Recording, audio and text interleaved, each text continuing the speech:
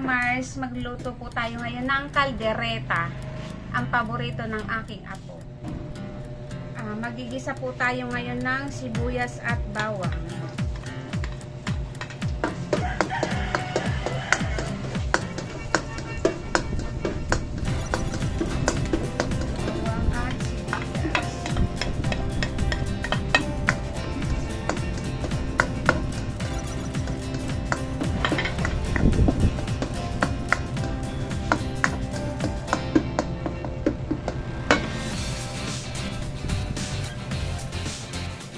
Luto na po yung sibuyas at bawang, ilalagay na po natin ang baboy.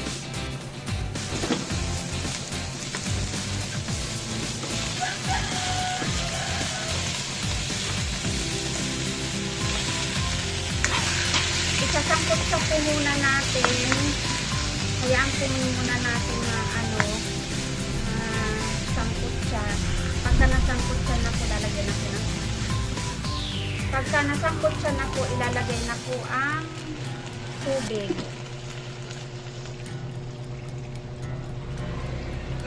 Hanggang po sa lumambot.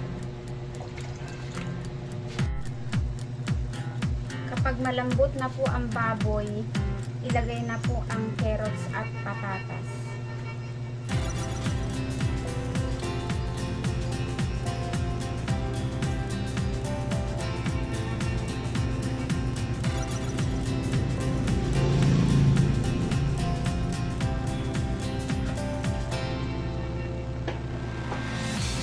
Timplahan po ng paminta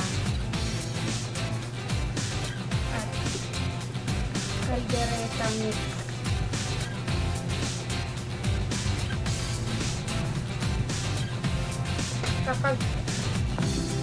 Kapag malambot na po ang patatas at carrots,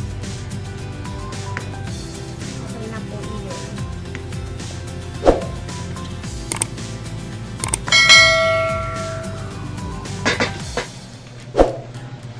Luto na po ang patatas at carrots. Ito na po ang kalderetang baboy.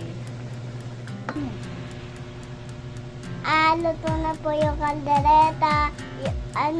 Favorite ko po. Masarap po yung luto ni Grandma.